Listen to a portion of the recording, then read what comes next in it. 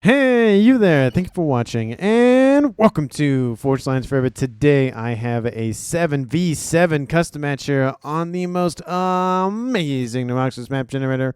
So let's go ahead and introduce our teams and our players, starting off with Team 1 in the southwest, ending with Team 2 in the northeast. Starting off with the southern player of Team 1, and then working our way clockwise, we have in Snow White, Blarg 6516 as a Cybern. He is a 1300 to his northwest. We have in Barbie Pink, Sizalin as a UEF. He is a 1500 to his west. In Imperial Gray is Trith. He is a Seraphim for this match. He is a 2300, the highest rated player on Team 1 and in the game overall.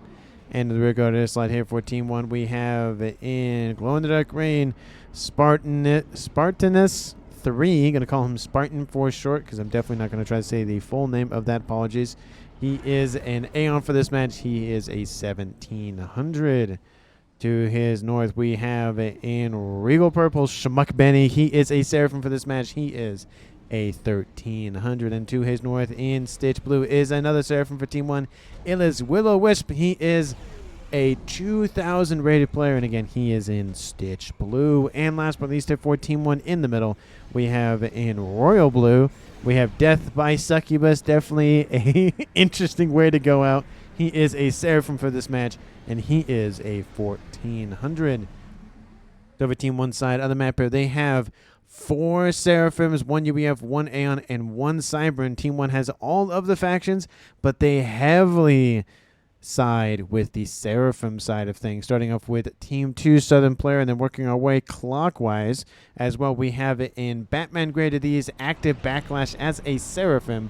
He is a 1300 to his northwest. In Orange the Color Orange is Fong. He is another Seraphim here for Team 2. He is a 1500.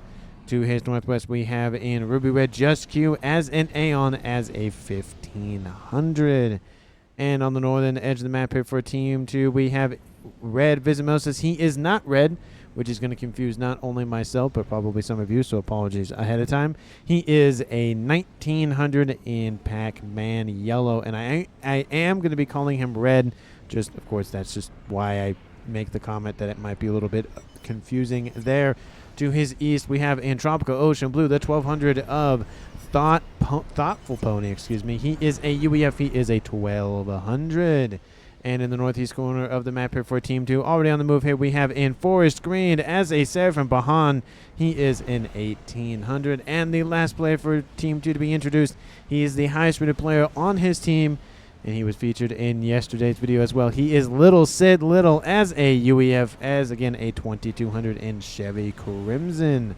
So for Team 2 side of the map, they have 3 Seraphim, they have 2 Aeon, 2 UEF, which means Team 2 lacks Cybern technology. Lots of Seraphim players this match here. Out of the 14 players in the map, we have 7 of them being Seraphim, so half of these players are Seraphim, which also means that the only Cybern in this game is Blarg on Team 1. Again, Team 2 lacks the Cybern faction. And for 14 players on the map here, let's take a look at the reclaim situation. Of course, we've already seen some players already out scooping stuff up, but we're currently still sitting at 11,500 mass. And I did take a look at the beginning before I started recording. It was 16,000 mass is the number that I saw, so a little bit over 1,000 mass for our players to scoop up. Definitely worth going for. Most of it, after it's already been kind of scooped up, is in the middle of the map. A decent amount on these plateaus and around the plateaus. And in terms of mexes here, we do looking like Team 2 side of the map here for today in terms of the mex layout. We have a Trimex on that upper plateau with a nice little dual mex in the middle. Trimex right next to Fong. He's already grabbed that one, already grabbed here by Just Q right here. We have another one also grabbed by Just Q. And then another Trimex position on that upper plateau going to be grabbed here by Red here shortly. And in the back, not really a lot of grouping of mexes. Of course, there is the main core mass that these players have, of course, already grabbed. But besides that, there's not really a lot of mexes to really go after in this game. It's going to be a lot of fighting down the middle. Of course, there's two very distinctive land lanes, as well as a decent chunk of water here. I don't think this water up here is going to be really useful. This one in the middle, definitely. And there actually looks like there is going to be a naval fight in the southeastern corner. So we're going to have a lot of land, some navy, and of course the air all day. So hopefully able to get a little bit of taste of what they enjoy in this lovely game that is Forged Alliance Forever. We already have a couple of upgrades coming online here. Team 2's Just Q going for gun range. Team 1's Will-O-Wisp going for T2, as well as his teammate of Trith in his main base. He did state at the very beginning of the game that he is in the do-nothing slot, which is also known as the eco slot, because you just eco in your base and you don't really build units or any sort of thing besides some engineers. That's why he calls it that. We do see T2 on the way here for Fong. We do see that the gun range has done here for Just Q going for speed. Probably won't go for advanced range this early. He may dip his toes into that department here shortly, maybe next 5 or so minutes. But I highly doubt he'll go for advanced range. His team is and his units are already pushing in to that side of the map. He might go for it because of that, but we'll see definitively if he does or not once his upgrade finishes. Will he? No, he won't for now. We do see 2 gun upgrades started almost simultaneously here for Schmuck Benny and for Death by Succubus on Team 1 side of the map. So Team 1, definitely a nice little cut in the middle in terms of T2 being more defensive, or eco in this case down here for Trith, and offensive here for Team 1. Definitely due to the fact that, of course, there are units barging down the front door. They want to use their comms immediately. We also see a couple of units inbound for Team 2's Fong over here going after, looks like the Saizoan forces, as well as a little bit of mexes for Death by Succubus. But there are 3 comms over here for Team 2.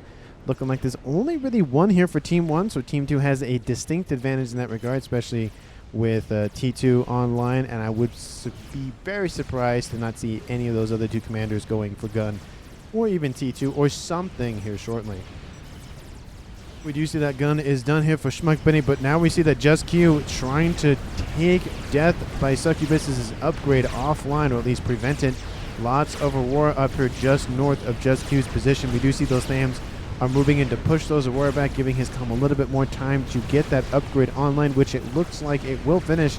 And Schmuck Benny is moving in to intercept and assist his teammate there. We do see a little bit of some units pouring out of the west here for Will-O-Wisp, trying to take advantage of this huge focused outbound from Just Q.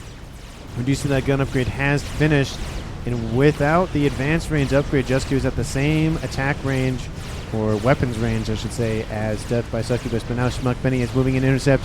This could be the first kill on the cards here, considering Just Q is dropping into the yellow here. Death by Succubus still online. He's sitting at 11.5k hit points. And of course, Just Q did get a rank in veterancy though, so that will bring him up to 12.1k total hit points. But again, 2 comms right here. There are 2 comms inbound here from Team 2 from the east, Little Sid Little and Baham. No upgrades, but at least something beefy to really just charge at the enemy, to really distract some of those shots. We do see that Fong is going for the tactical missile very early for that, trying to get a lot of early harassment on those T2 mexes in the backline for Team 1. Saizon going for T2, definitely going to be able to counter that missile if he builds those TMD fast enough. We do see a couple of blazes online here for Just Q. He's trying to survive. 25, almost 2,500 hit points remaining. He is getting back up at 16 hit points per second, and he will drop, of course, a little bit below that, but then gets back up to 2,700. Little Sid Little and Baham acting as nice little bodyguards to escort Just Q back. And with that, the first kill of the game almost happened, but was mitigated by the assisting forces, and specifically the comms of Little Sid Little and Baham. And Just Q's definitely thanking him for that. Looks like Little Sid Little having a conversation about what's going on up here for Thoughtful Pony. I don't really know. I think he might be a secondary air slot. I mean, even probably a tertiary air slot, because there are 2 T2 air facilities online for Team 2, that being Little Sid Little and Baham. We do see T2 air almost is online here for Team 1 Spartan. And we do see that Navy, of course, is online for Blark. He does have gun on board, and it looks like he's moving in to intercept and assist Saizolan's defenses with that T2 almost done. A couple of forces inbound from Fong go around the commander. There are some T2 units online. They are some Mongeese. They're not the best in terms of hit point counts, but they do have decent range. And they have a Ravager like right arm. and a nice little grenade launcher to boot as well. So definitely a lot of crowd control with a little bit of range equipped onto that. We do see that in the West, Will-O-Wisp and Red having some discussions about which color scheme is best, which faction is best, which strategy is best, which whatever is best. And it looks like they're going to just part ways and kind of just leave it at, differences and, all of that. I'm trying to figure out the phrase. What is the phrase for that again? I don't know what it is, but whenever I cast games, my mind goes blank and I just forget half of the stuff I've ever known ever. And then when I'm done, I'm like, oh yeah, it was this. And 10 minutes later after that, oh yeah, that was what I was, it happens all the time. I don't know why. It just does. We do see Nano Repair has been started by Death by Succubus. He's not in desperate need of the upgrade. He is in the high to mid yellow, so it is going to help him survive, especially with being Seraphim. We'll get his hit points up right quick. We do see Gun is coming online here for Thoughtful Pony here shortly, and T2 coming online for Schmuck Benny for a little bit more hit points. So one going for more of a, yes, it's defensive, but also offensive, and then Schmuck Benny going for primarily defensive, but does give a little chunk of hit points in exchange. We do see that Blarg is in the yellow, but forcing back the forces inbound, or at least for active backlash. He's built a lot of stuff. No frigates, just subs, trying to deter any sort of cyber nonsense that is now online in the south here. T2 Navy online at 11 minutes. He starts with a cruiser, not a Salem, very surprisingly. Wants the AA, which, and again, the Cyberin, all of their AA can target ground units / naval units. Is it as accurate? No. Is it nice to have? Yes. But I feel like he should have gone for maybe Destroyer first. He probably wants to protect against any sort of Torp Bomber suppression that might happen from Team 2, which is definitely the call. But there's no indication of that. There's hardly any sort of ASF, any sort of even just regular interceptors online for anybody in the southeastern corner, let alone the entire map. There are a couple of interceptors here for Will-O-Wisp. That's really about it. We do see he's actually dealing with a couple of blazes inbound from Red, using his faction advantage with his hover tech units, being able to get in around. Of course, everybody has a way to traverse water at T2, whether that's on the surface or below the surface. But of course, the Asylum T2 mobile shield is very unique in the regard that it does hover as well. The Parashield, from what I remember for the UEF, does not. I think it trundles. I think it has little tracks like the Fat Boy, if I remember my units correctly. If I do, I don't know. I've been casting this game for 400 casts or whatever, and I can't seem to remember every little detail because again, stuff escapes me because my mind goes blank half the time, and I don't know why. We do see advanced range has been started for Juski's commander. He did go for shield first, which means he gets 8,000 additional quote-unquote temporary hit points on board that commander in the form of shield. And shield has also been started for Thoughtful, so he went for gun, nano, and shield. He's going to be a very tanky UEF commander in the middle. And so far at 13 minutes, no one has died yet. In a 7v7, no deaths before 20 minutes is extremely rare. So we are on track so far to do that. We just, players have to make it to 20 minutes, 7 minutes from now to be able to, say they all survived past 20. But will that happen? Well, I don't know. Maybe I just kind of jinxed it there. We do see some units inbound for Fong's commander, though. He does have T2, gun, and missile. So no nano, but does have gun. And does have a little missile on board. Looks like he's doing a little bit of harassment, getting about 3,000 or so mass kill, 2-star veterancy. I don't see any terribly, just important mixes. This one is offline. Maybe he struck at that one. There is some Team D being built.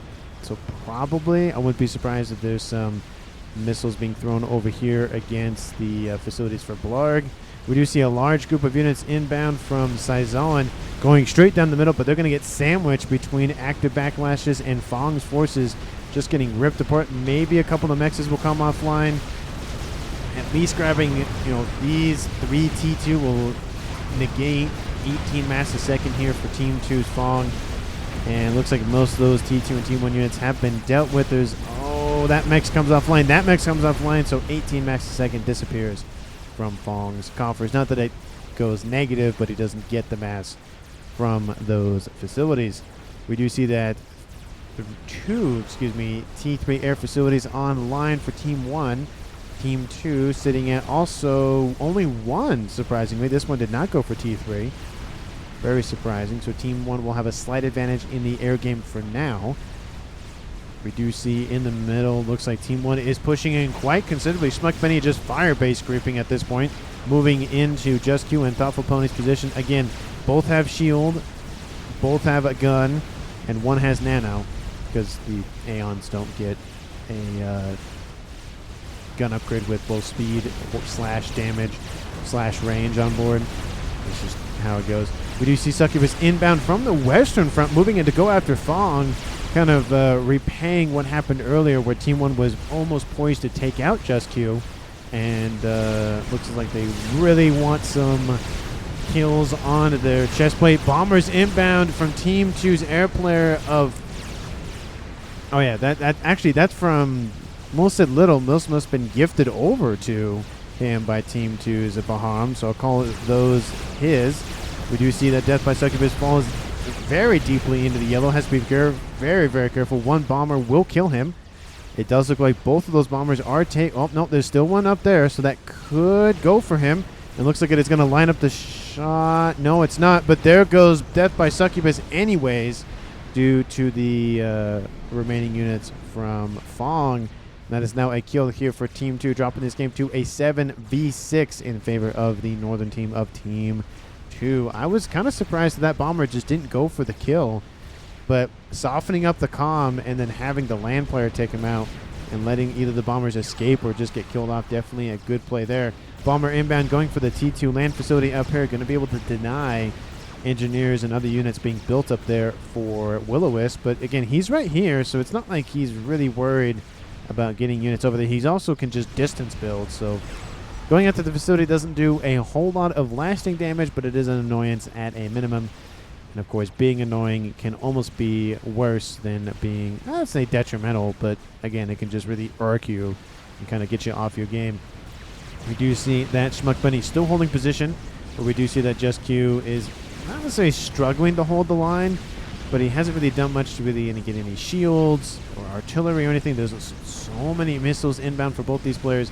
Couple of TMD here, but he is going for a shield upgrade, going for the heavy shield.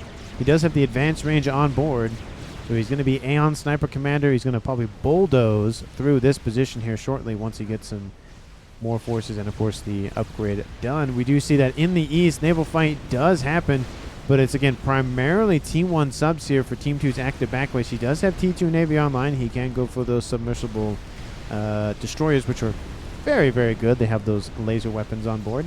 Very, very useful. They hardly miss. Hardly, air quotes, because they do miss, but very rarely do they miss. We do see that while he's attacking on the eastern side, or at least trying to repel the attack, he's going straight down the middle against active backlash. He has a lot of PD to be able to just really kind of force this attack back, and we even see Blarg is moving in intercept, and active backlash's only hope is the water. He's going to drop probably at least into the red before he can make it, and he's dropping very quickly. Those PDs have sighted him in. I think he is dead. There he goes. He overextended or underestimated his opponent's defense, and of course, having Blarg there didn't really help, and it is now a tied game here at 17.5 minutes, being a 6v6. So no, we did not make it to 20 minutes before a player died, unfortunately. But of course, that is the case with FAF, that our expectations are sometimes met, sometimes not met. Our hopes and dreams are dashed by a YOLO through the chest, or just a Mavor completely annihilates our air grid, or power grid, or other artillery, or whatever happens. Stuff happens in FAF, and we just have to live with it. We do see that Will-O-Wisp going for his gun upgrade. There is a destroyer who does have torps, but not really a lot of damaging, because Will-O-Wisp pretty much regens most of the damage before it really affects him. So there's another destroyer online. Team 2's Lucid Little is in the water over here. Looks like he's just been donated, air units, been given that facility over there to the west. Really just been, or maybe he built it himself, but at least he's very much all over the map. He does now, of course, have control over this eastern side, and the downside, of course, is that he's trying to run around the map, I'm assuming, just trying to micro this and micro this and micro this, that this side is completely falling. Of course, there wasn't really a lot of Navy built here to begin with, and with the artillery and, of course, the assistance with these AA cannons that can target ground unit structures and the like, this facility is going to fall. The eastern side will be under Team 1's control, We do see Ras, regular Ras, has been started by Trite in his base. And yes, I don't think he's probably moved, but it seems like he has not even moved an inch or a millimeter or a meter or a foot or a yard, whatever unit of measurement you use, a football field, a kilometer, whatever you want to call it. He probably hasn't moved that much, if at all, this game, because in his mind, quote, he is in the do-nothing slot. We do see that Just Q pushing back with the advanced range commander and some T3 support. Looking like Team 1 is falling back quite considerably. That firebase was all he had, talking about Schmuck Benny. He doesn't really have any fallback position to go to. We do see the Harbingers are actually splitting on the western edge of the west. And right down the middle here, kind of essentially boxing in Schmuck Benny, not allowing him to retreat west or east. We do see Fong is slowly falling back. Same thing with Little Sid Little. He is on the front line, just probably going to just continuously move to avoid any sort of tactical missile snipe that may occur by Team 1. May or may not, but it just depends. He is going to continue to just roam. And it looks like he's going to go for that little bit of reclaim right there because it is in range. You see, of course, these destroyers slash cruisers are in the water. One has TMD. Actually, yeah, one has TMD, one does not, but one has torp defense, and of course one does not, so they definitely cover each other in terms of advantages and disadvantages. And T3 units online for Schmuck Benny.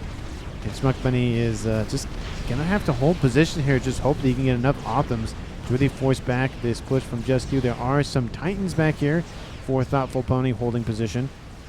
And we see those engineers are now inbound and going to reclaim their way forward. Here, Kill Airbase, says Sizolan, possibly talking about the fact that, of course, the destroyers for the Siren faction can go across the land, avert all expectations, and be like, yeah, we're not just naval units, we are land units. Deal with it. And, of course, they have decent range on board. They don't have a lot of AA. They have something, but not a lot of AA. And you can see that they are moving into range. They might be going after Fong's base. And, of course, torpedo bombers cannot target them because they are, well, on land, so torpedoes are useless. But they also can't fire their torpedo launchers because, again, they are not, well, they're no longer on land. They are now in the water. We do see those torpedoes are inbound. There is some torp defense on board, but not a whole lot. Nothing that can really prevent an infinite amount of torpedoes from being launched at them. We do see that in the north. Team 1's Will-O-Wisp pushing up against the T2 facility that has been destroyed and now about to be rebuilt and probably going to be destroyed once again, with Will-O-Wisp personally moving into intercept. We do see a couple of triads have been built to defend this installation, but there are now missiles inbound. Are they going to make it? Oh, they do not. Unfortunate. The T2 naval facility is rebuilt, but of course it is going to be a while before units are pumped out because Will-O-Wisp and other supporting units are nearby. But unfortunately for him, at the same time, Team 2's Red continue to push in with all of those Harbingers, goes after Will-O-Wisp's infrastructure. T3 mexes are taken down. Lots of PD were built, and he defends that quite nicely. A couple of mexes will also take on offline for Schmuck Benny, but he is getting some assistance from Trite, who, of course, is now under control of 2 bases because of the departure of Death by Succubus. And at this point in the game, 22.5 minutes, Team 2 has 1 player that has left this world. That is Death by Succubus, leaving this a 6-player game for Team 2. Team 1, same situation, Death by Succubus for Team 1, active Backlash for Team 2. Gonna confuse myself. I knew I would do it, and I caught myself. So again, apologies for that. But usually I'm used to Team 1 in the northeast, Team 2 in the southwest, but they flip on occasion. Team 1 sitting at 1.3k mass income, and that's primarily being driven by Trite. Team 2, 1.1, primarily being driven by Lil Sid Little and Red. But again, let me know down in the comments who you think is going to currently win this game at 23 minutes. Thank you so very much for watching to this point in the video. And of course, if you've made it this far, you might as well watch till the end of the video. Thank you again so very much for watching. I really do appreciate all the time, the attention, the eyeballs, the everything. I really, really do. And I always say that pretty much, I think, every cast at this point. But it does mean a lot. You know, when I see that view count go up, when I see the comments roll in, when I see like all the dopamine things, I really do appreciate it. It tells not only myself but YouTube that people care about these videos and that others should see them. And in the middle here, we're talking about Team 2's Just Q being sniped at by a couple of sniper bots from Team 1. There are some Percys moving in, and Just Q is moving in. This could be a snipe here for Team 1, actually. If Just Q does not continue to fall back, these Percys can wipe a comm off the face of the map. He's already taken tremendous amount of damage from those sniper bots, taking out most of his shield. We do see that these Percys inbound from Sizone continue to pressure Just Q. It looks like he might get out of danger. We do see those T3 shield emitters moving in, mobile ones, moving in to protect the remaining Percys, and it looks like Just Q will be thwarted from this attack, but he does, of course, constantly have overcharge. Percy's now inbound from his team with a thoughtful pony, and Fong right behind him, so he does have some support. Team 1 Strike builds an experimental. Is it a chicken? It is a chicken, and he will send that to the front lines. I believe that is the first experimental. Team 1 does have a Cybran, but he is focused on naval production, and of course dealing with some Othams inbound from Fong. Looks like Fong has now taken control of the eastern forces here. Pretty much this entire base was wiped out anyway, so it really was just, you know, nothing was there to really gift over, so it's just Fong's anyways. We do see that getting a lot of these kennels here for Team 2's Little Sid Little, possibly going for maybe artillery, maybe nuke, maybe something, but oh, well, okay. I say that, not really paying attention to the fact that there is a nuke in front of my face. You could have hit me over the head with it, and I still would have said, what the heck hit me, or even if I noticed that I got hit. That nuke has just been built, not loaded, but it is built. Team 1, do you know about it? They do know about it, so they should roughly be prepared for that, at least in some situations. Strike, of course, already has an SMD online. Backup SMD in the base here for the airplay of Spartan. Love to see that backup. You got to have a backup, and sometimes you got to have a backup for your backup. Not all the time, but sometimes.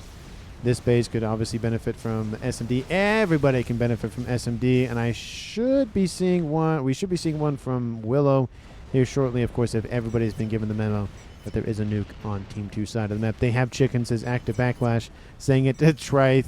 Wrong. He's like, no, you lie. I do not have a chicken. I have a monkey or something. That's what he should say. Just like say a completely different experimental. It's going to actually just be sent into the middle and hold position. Relatively, map control has stayed about 50-50. There is an experimental online for Team 2. It is inbound from red, and I'm assuming once it is noticed, that chicken is going to divert westward, and it looks like there is an attack mounting inbound from Trith right down. No, the command orders are just going to put them in the middle. Okay, it looks like they're going to go for a little bit of reclaim.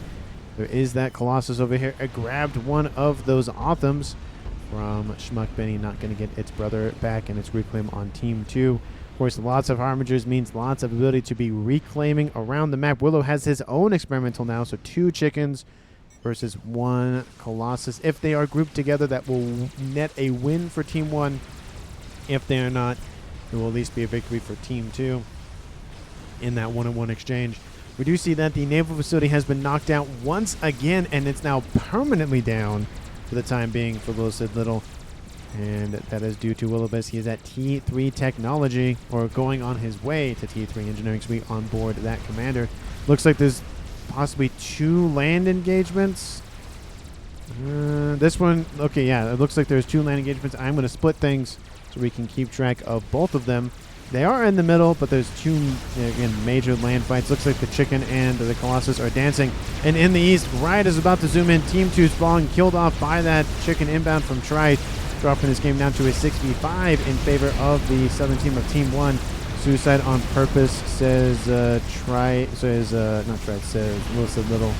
I don't think so. I think it was killed off by the chicken.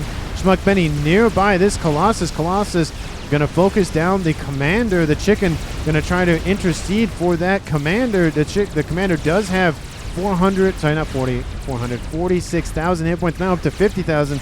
Doing very well of just trying to survive here. Still dropping tons of hit points. There are Harbingers to his east, so even if he tries to survive that Colossus, he might still die here. Chicken might save his teammate's commander for a little bit, but I don't think so. The chicken goes down, and Schmuck Benny goes down. It was a nice attempt, but it is unfortunate. Now Team 2, once they lose the commander, they're looking for blood. Get another kill here. And it is now a tied-up game once again, going from a 7v7 at 0 minutes to a 5v5 at almost 30. It looks like the major land fight, at least in the west, has died down. Making sure that I can actually read the reclaim. There we go. And in the east, the attack inbound for Little Sid Little's base is inbound. Fong's original base, of course, is now being ripped to shreds. Team 2 desperately needs anything and everything, and the kitchen sink, and the doghouse, and the garage, and the shed, and the whatever else you have in the house, outside the house, under the ground, whatever you got, thrown at this. Just Q has actually moved in from the west to help and intercede for his teammate. Lots of ASFs guarding, possibly some T1 bombers, and actually some gunships inbound. Looks like that chicken is going to just call his victory there and retreat. Killed off a base of eco. Actually, he's probably going to fall back and kill off all of this over here. That's 6, 12, 18, 24, 30 mass per second. 36 if you count that one. Possibly 40 to 50, I'd say 50 mass per second right here for Little Sid Little. It's going to drop him down, not considerably, but when a 6 of your eco evaporates, it does leave a mark. 2 nukes being commented here by Baham. Looks like Trite has a nuke online, and he says 2 of them. Oh yeah, there's one right here. There is an Apocalypse nuke launcher coming online here for Spartan as well. So Team 1 has met Team 2 in kind and doubled the count. So I'm assuming this nuke is pretty much loaded, and literally as I look at it, it loads. There it goes. Team 2, do you launch it immediately or do you not is the question. We do see a couple of Percys push forward. I don't think they got the memo about retreating, and they're going to be wiped off the map. There goes the nuke. Where is it going? And looks like it's going to the west here for Will-O-Wisp base, where the Colossus had a nice kill and then death. Colossus now going after this chicken. Colossus barely able to shoot its laser. It will give the advantage to Red because he can easily dip back down if he's paying attention to it, of course, because if he's busy doing something else, then of course that doesn't really help. The Colossus will 17,000. It's gonna be close, but there are more silence moving in. It might be enough to save this chicken. Kaboom! The SMD was not loaded. The Colossus does go down. Very unfortunate. The chicken will gain some veterancy, and that means 10% more hit points for him. T3 Engineering Suite still being built, but is about to be finished here for Willow. He has killed off 13,000 mass worth of structures, units, whatever the case may be. So decent, chunk of hit points on board that commander. Going to give him a little bit more. There he goes. Now he's at 22,000. 30 minutes on the clock here. Team 2 and Team 1 probably thinking about how to end the game with all those kennels. You got to be thinking about something. He is producing a chicken in his main base, getting some SMD assistance and protection for his teammate of Baham. You do see another SMD over here. Just, again, getting backups for your backups. And there is no SMD up here. Oh, nope, there is one being built for Thoughtful. So everybody's thinking about getting SMD coverage due to the 2 nukes being built / being loaded by Team 1. This one is over half done, and this one is over half done as well. This one's going to nuke immediately. This one is not. That nuke is inbound for Thoughtful Pony's base. His SMD is about to come online, but I don't think it's going to be loaded in time, so that might be a kill here for Team 1. That's not going to look great, especially with some strap bombers building up here for Spartan. We do see that, again, Team 1 has gained and steadily held control of the Southeastern Navy. It hasn't played a huge role, but it has, of course, taken out a base for a little bit, annoyed Team 2 for a little bit. It's really done a great job of just being an annoyance / a deterrent against any sort of incoming threat from that eastern side. We do see a lot of units using the water as movement and, of course, using it as coverage as well. A couple of Percys not really well equipped to deal with a lot of T1 spam, but again, they do one-shot everything, so that's better than nothing. Lots of Zooey, of course, means they can throw lots of artillery. The only issue is can they actually hit the mark, because they shoot at where they are, not where they're going. So that's kind of how artillery works in that regard. You can try to lead the shot, but it's very difficult, especially with long-range artillery. Essentially, your opponent could move like X amount of kilometers or miles over, and then you miss. Zyzon has built the Billy Nuke on his back and is now going to be loading it. So we have possible 2.5 nukes online here shortly. Of course, if you couldn't tell, I did air quotes there physically with my hand to illustrate it's a nuke. It's not a quote-unquote real nuke, but it's still a Billy Nuke. It's still a tactical nuke. Speaking of which, that nuke does launch for Trite. We knew that it was going for Pony's base. His SMD is built. It is unfortunately not going to be loaded in time, and that comm is a dead comm unless he moves. Nuke says death, and it looks like SMD prob, says Trite. He's going to be very, very happy that that SMD is not loaded. And that's going to be a kill for him, dropping this game to a 5v4 in favor of his team. Shield coming online here for Sid. He does have Ras on board. Building more chickens, loading more nukes. And it looks like, actually, no, this SMD doesn't load, but this one did. I completely missed this one. You're probably thinking of it, writing in the comments like, oh, there's that SMD you made a comment about earlier that's already loaded. And it's going to be fine. And yes, it was fine. Thoughtful is perfect. Sad. Sad. Should I fire there too? Almost loaded. It's like, I don't know. We're not seeing that much communication here for Team 2. They might be on comms. A couple of, like, you know, camera shots, that sort of thing. Not really a huge, like, text chain going on. We do see that a donut is being built by Spartan. I'm just going to say Spartan. Not even going to try it. Spartanus. I think it's how you really say it. That's a lot of ASFs. But try it. How many are you sitting at, sir? Sitting at 189, plus, of course, the additional forces here for Spartan, sitting at probably, I'd say, 60. 70. I didn't count the ones in the middle. But, yes, there's roughly 60 in that stack. And then in the north here for Team 2, Baham, we do see he has 100. So Team 1 in air dominance, possibly supremacy territory here shortly. We do see still chickens, V Colossus constantly throwing everything they have against one another. We do see that mass being donated to Wilson Little just to finish loading that nuke. Once the nuke finishes, of course, I don't know where it's going. Billy Nuke outbound here from Sizolan kills off some units in that blast. Actually, a decent amount of Percy's as well. Of course, the Ion Storm, that's really going to help with the casualty count here for Team 2. Nuke is launching. And where is it going? It's going for Sizolan's base. Sizolan's going to be like, nope, see ya, bye. Going to get out of there. 34 minutes on the clock here. That base is gone. His main base is fine. He has an SMD, and he's also building an artillery. It is the Duke. It's not my favorite, but it is definitely a decent one. Artillery almost done here for Team 1 Strife. Looks like he's transitioned from focusing the nuke to focusing on artillery. He is getting more chickens as well, trying to spend that eco as much as he can. Of course, the donut is almost done as well. There goes the nuke. Kaboom! Kills off a couple of, I think, air units that were flying over as well. This nuke has killed off how much mass? 65,000. I think that's the second nuke. So about 30 or so mass per nuke. Definitely not the best, or, you know, good. It's not bad. It's not great. I'd say it's good. Probably about a little under average. I think I've seen is about 40 to 50 maybe. I'd say 40 on the low end. Not terribly bad. Again, takes out some mass. Doesn't take out a lot of mass generation, though. Just probably just focused on going for the kill, most likely. Almost went straight for him. Feel like there's other targets that easily could have been taken out. This base over here that has no SMD protection, that could have been taken out. I don't think that SMD... Yeah, it doesn't reach the entire base, so it could have been edge nuked quite easily. Looks like they're commenting about getting an SMD over there.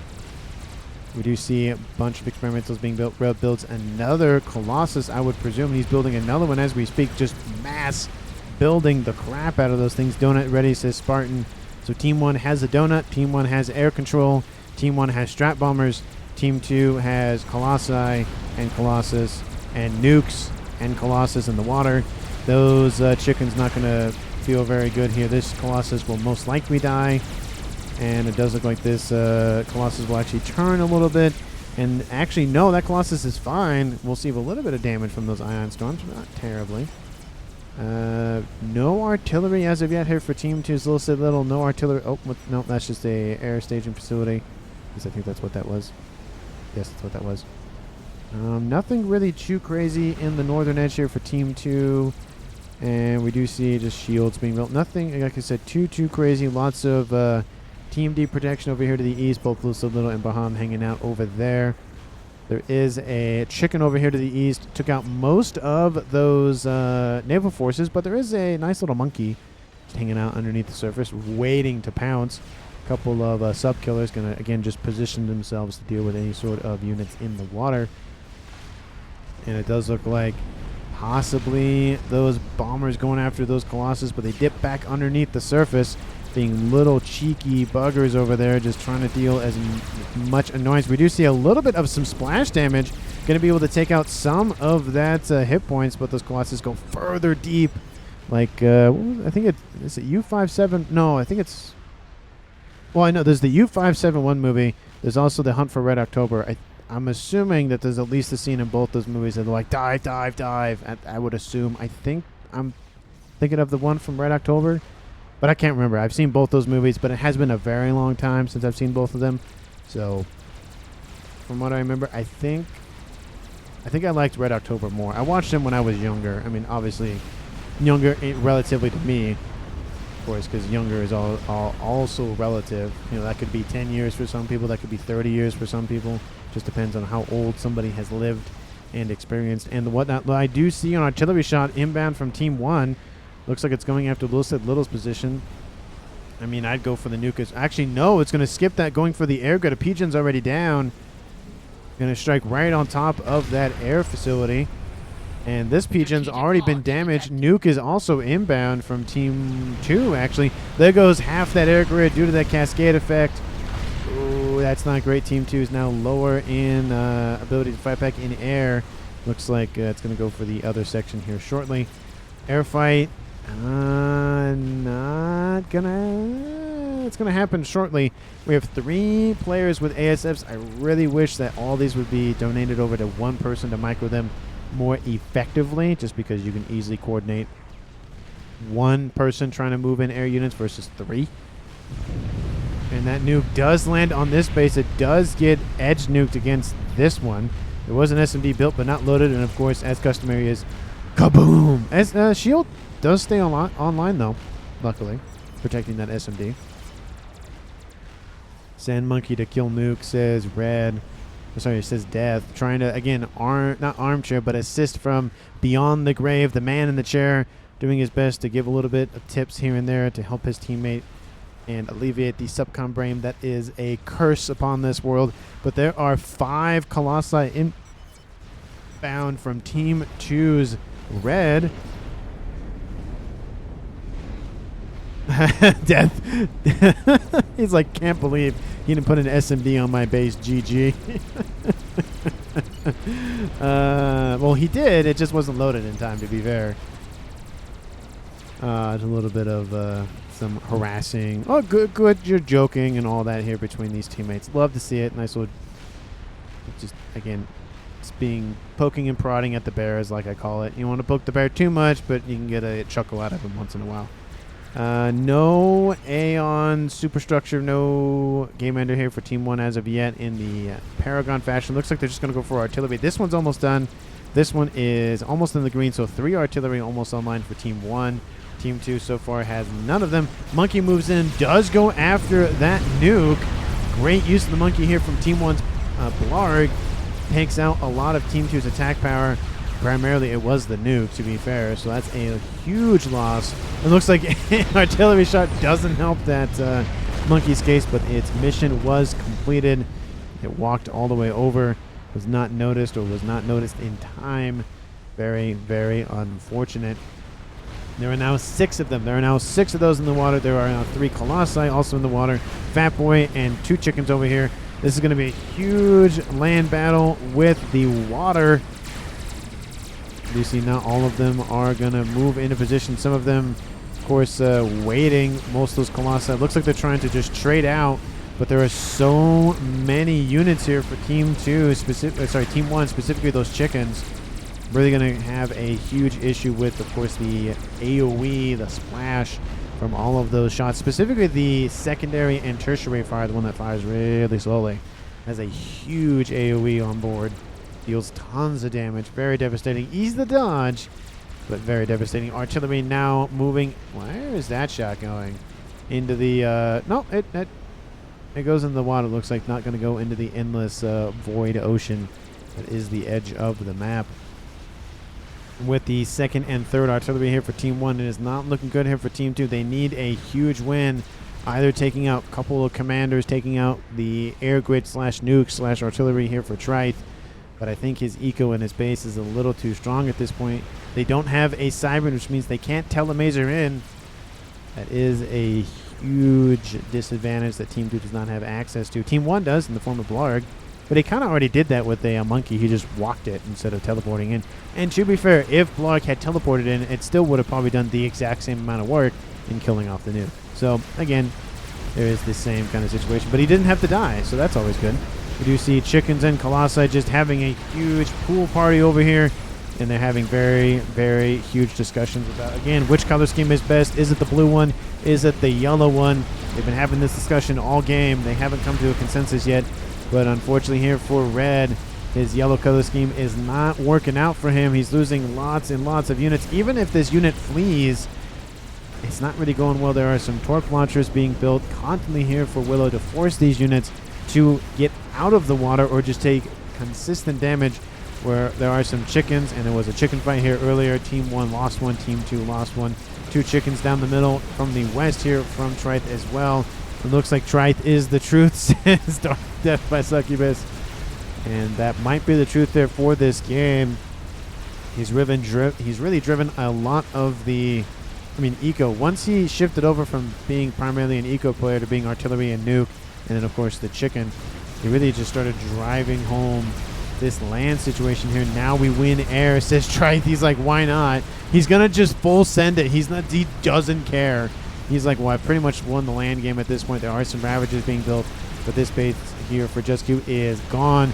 And there go the ASFs for Thoughtful Pony. Those are gone. ASFs now inbound from Baham and Team 2's Little Sid Little. ASFs moving in to intercept those ASFs inbound from Spartacus. This is, Spartanus. And this is a huge win here for Team 1. Even if most of the ASFs for both teams die, it doesn't matter. Strap Bombers were inbound going after, I don't know what they were going after, but they were going after something. ASFs move in to protect, and they do secure the skies. Team 1 probably has, I don't know, 300 ASFs in the air. 300 here for Trite. Spartanus has probably 200, almost 200. Wow, that's a lot of ASFs. Team 2 loses Just Q to Trite's just chicken shove down the middle tactic. Donut over here to the west here. Team 2 loses that position for Red. And we are seeing the beginning of the end. Strap Bomb is inbound for Thoughtful. Teleportation inbound. Not even going to be able to get the kill. Blarg actually takes some AoE damage from that comms destruction. Couldn't get in like 3 seconds later, so he would have been fine. Nuke inbound for Little Sid Little's position. His SMD is online, but I don't think it'll be online for much longer, even if it does prevent the nuke. I can see the writing on the wall. 43 minutes on the clock here. Team 2 reduced to 3 players left. Nuke inbound, still going for Little Sid Little's position. SMDs not being targeted. The SACUs are. There go those. And one nuke should be right about to make its way over. Yep, there it is. Will it be shot down? Will the SMD be destroyed? Artillery going to land right to the right of it. And it looks like the nuke does get shot down. The second one, though, is inbound. Or the third one is inbound, excuse me. There's that one, and there's that one. And Team 2 is, like I said, on the ropes here. This SMD is down. The air grid is already down. It's just going to be insult to injury at that point. We see Red over here. He's being crushed to death with Colossus. This is very painful to watch here. Look at this. Colossus just... And there he goes. Team 2 loses Red to crash damage. Does it count? It does count as a kill for Willow. That nuke goes up, kaboom, kills off whatever was left, whatever was there. Don't think there was a lot. There goes this nuke, kaboom, kills off friendly ASFs. And now it leaves Little Sid Little and Baham on the eastern edge of the map in the pond. Baham control Ks. 44 minutes on the clock here, and I'm assuming that Team 2's last remaining player of Little Sid Little will vacate the premises or control K as well. And I'm just going to speed this up because there's really nothing left at this point. Sid's last stand says death. Nope, he's not up there. Artillery constantly raining in. Team 1's got to know where he is. Oh, he just says, nope, see ya, bye. And we did see that a satellite has been built. Team 1 wins the game. 44 minutes and 42 seconds on the clock. You couldn't have just gone 2 seconds longer to make it 4-4-4-4? Is that so hard? It's the little things, man. It's the little things. But that is the game here. Not necessarily a long one, but definitely one of those that, again, Rarely do we get a 7v7. Rarely do we get a 7v7 that doesn't have a desync. So very, very happy to at least get this far in the video, in the recording, in the cast, to the end. This is what I'm getting at. Again, thank you so much for watching to the end of the video. And for MVPs for this game, I mean, it's a toss-up, realistically. I think Blarg's monkey into Little's base definitely set the tone, or at least kicked off the spark that lit everything else up in terms of, you know, Team 1's advancement with the nukes and all that sort of thing. Team 2 didn't really have a plan to end it. They had a plan to get to essentially to the end game, and then they just didn't do anything with it. Team 1 had 2 nukes and 3 artilleries, and I do know there was a satellite. The second one was being built. That was at the end, though. It's still built, but it's at the end there. But mainly the 2 nukes plus the, sorry, 4 artilleries, excuse me, and 5th one almost on the way, because assuming Trite just had eco to spend. Oh yeah, he had eco to spend and then some. Again, I want to give it to Trite because he did a very good job in his slot. He was the do nothing player, is what he says, and he did a lot of stuff. But we also have Willow, who did a very good job. He did get attacked a decent amount, but that, of course, is to be expected in every FAF game.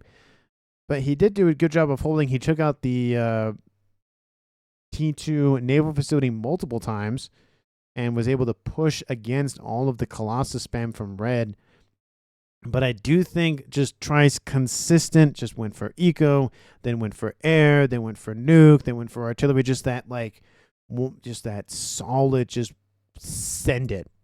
Really worked here for Team 1. So I think Trite gets the MVP here from this game. But again, as always, let me know down in the comments who you would pick for MVP. But I will give an honorable mention, though, as I said, to Blarg. I'd say he was the most underrated player of the game. He did a very good job in his lane in the southeastern section. I haven't given up a MUP award in a while, but I do feel like Blarg deserves a little bit more rating points, probably about 14, if not 1,500. I'd say at least 1,400 at a minimum, because, again, he did take the southeastern side of the map against the Navy. He did send the monkey. He got a monkey. He sent it in. He got the kill on the nuke.